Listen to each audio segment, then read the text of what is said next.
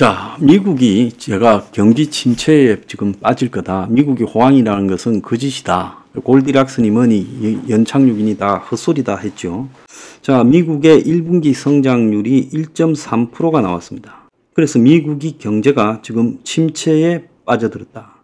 개인 소비가 급격히 둔화되고 있다는 겁니다. 자, 그래서 미국 사람들이 이 경기에 민감한 내구재 소비를 지금 확 줄이고 있다라고 이야기가 나오고 있어요. 그래서 민간 소비 지출이 급격히 증가하고 있다는 겁니다. 자, 그러다 보니까 미국의 지금 1분기 성장률이 1.3%. 자, 이렇게 됐어요. 자, 그러면 미국 경제가 호황이면 계속 인플레가 지속될 거고, 불황이면 그러면 미국이 인플레가 지속이 안 돼서 물가 상승률이 둔화돼서 금리가 내려갈 거다 이랬는데, 그럼 금리가 내려가야 될 거 아닙니까? 그런데 오늘 아침에 언론에 보면 9월 금리 인하 물 건너 갔다. 자, 그래서 금리 인하 가능성이 8.2%밖에 안 된다는 거예요. 그래서 연준의 경기 보고서에 따르면 연준은 스태그플레이션을 인정하지는 않으면서도 물가는 여전히 높다라고 말하고 있어요. 그러면 현실에서 경기 침체가 되고 있는데 물가는 여전히 높으면 이게 뭐겠습니까? 결국은 스태그플레이션이다라는 이야기죠. 자, 그래서 미국의 금리 인하가 물 건너 갔다라고 하면서 세계 금융시장이 미국부터 지금 주식시장이 흔들리고 있죠. 자, 그러면 미국의 경기가 침체되고 금리 인하가 물 건너 갔으면 그 미국의 이제 국채는 어떻게 되냐? 상식적으로 생각하면 경기가 침체되면 금리가 인하될 것 같아서 국채 금리가 떨어져야 되는데 지금 미국 국채를 제가 말하는 대로 사줄 사람이 없어서 금리가 급등하고 있다라는 보도가 나오고 있어요. 그래서 지금 미국 국채를 사주는 큰 손으로 꼽히던 중국과 일본의 미국 국채 매수가 급격히 줄어들고 있다. 제가 이야기를 했잖아요. 미국 국채 사줄 사람이 없어. 너무 많이 발행했다. 그래서 미국의 연준도 미국의 지금 빚 증가가 시장금리 상승시키는 요인이라고 언급을 했어요. 그래서 미국의 지금 기준금리는 물가도 중요하지만 10년물 미국 국채 금리가 중요한데 국채 수요가 줄면서 국채를 못 팔아먹는 거예요. 그러니까 어떻게 해서 국채 금리를 높게 해야 되겠죠. 그러니까 국채 금리가 지금 4.6까지 4.6을 넘어버렸어요. 자, 그런데 미국이 지금 국채를 발행해서 재정 적자를 메꾸는 빚을 더 얻으려고 하잖아요. 그래서 이게 미국 국채 금리를 올리는데 기여하고 있어요. 그런데 미국의 1년 회계 재정 적자가 올해 1조 6천억 달러. 그런데 10년 뒤는 2조 6천억 달러까지 갈 거라고 보여요. 어마어마한 이야기죠. 이 속에서 지금 이제 아무도 미국 국채를 사지 않는다는 거예요. 2년물도 그렇고 7년물도 그렇고 모든 미국 국채가 지금 엉찰이 저조해서 국채 이자가 폭등하고 있다는 겁니다. 미국의 물가는 안 잡히고 금리를 인하시키는 타이밍은 이제 물 건너 가버렸고 중국과 일본의 큰 손들은 미국 국채 보유를 줄이고 자, 그러면서 결국 지금 달러 값이 급등하고 자, 그러다 보니까 지금 한국의 환율이 흔들리고 있죠. 그래서 어제 환율이 1370원대 후반 1380원 육박을 했습니다. 자, 오늘은 환율이 또 급등해서 1381원 40전을 지금 기록하고 있어요. 현재요. 그래서 지금 환율을 좀 통제하지 못하는 상황으로 가고 있다는 겁니다. 미국의 국채 최대 보유국이 일본인데 일본에서는 최근 미국 국채 보유를 급격히 줄이는 추세라는 거예요. 그래서 미국 국채 매도세라는 거예요. 일본이 이제 제로금리가 아니라 자기들도 금리를 올리기 시작하면서 본격적으로 지금 미국 국채 매도가 진행되고 있다는 겁니다.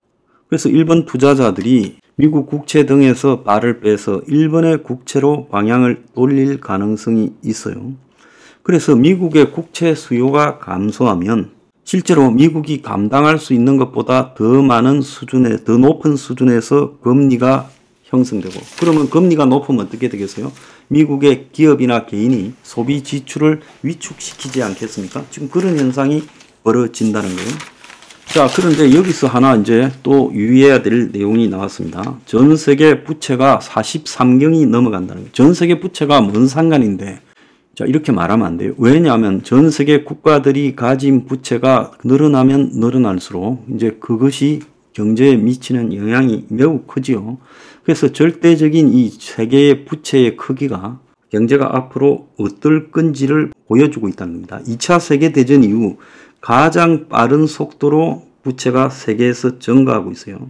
그래서 올해 1분기 전 세계 부채가 전분기 대비 1조 3천억 달러 증가한 315조 달러가 됐다는 거예요.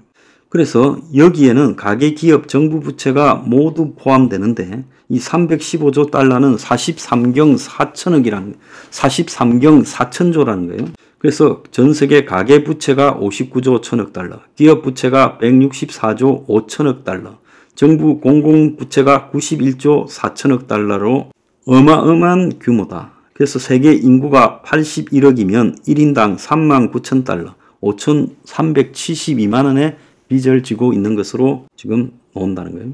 그래서 신흥국 부채가 올해 105조 달러를 넘으면서 10년 새 2배 이상 늘어났다는 거예요. 그럼 신흥국에서 앞으로 이 부채발 금융위기가 발생할 가능성이 매우 높겠지요. 또 부채 상환 능력을 보여주는 GDP 대비 부채 비율이 신흥국이 257%, 3년 만에 최고치라는 거예요.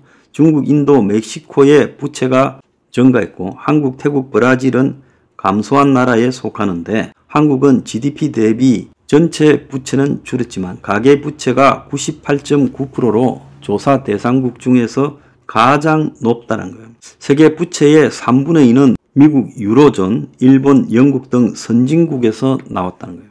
일본은 GDP 대비 부채가 600%라는 거예요. 신흥국의 부채 부담이 문제가 될 것이다. 그러면서 이렇게 돈이 많이 빚을 내서 시중에 풀렸으니 인플레이션, 무역 갈등, 지정학적 긴장 이런 것들이 부채에 이제 앞으로 충격을 줘서 부채 문제가 세계를 흔들 수도 있다는 겁니다. 자, 제가 그 요약하자면 미국이 지금 급격히 침체에 빠지고 있고 또 금리 인하는 자, 올해 가을에 금리 인하한다는 걸 물 건너 가버렸어요. 자, 그리고 미국 국채 금리가 지금 이 와중에도 계속 올라가고 있는데 국채 수요가 없다라는 게 문제예요.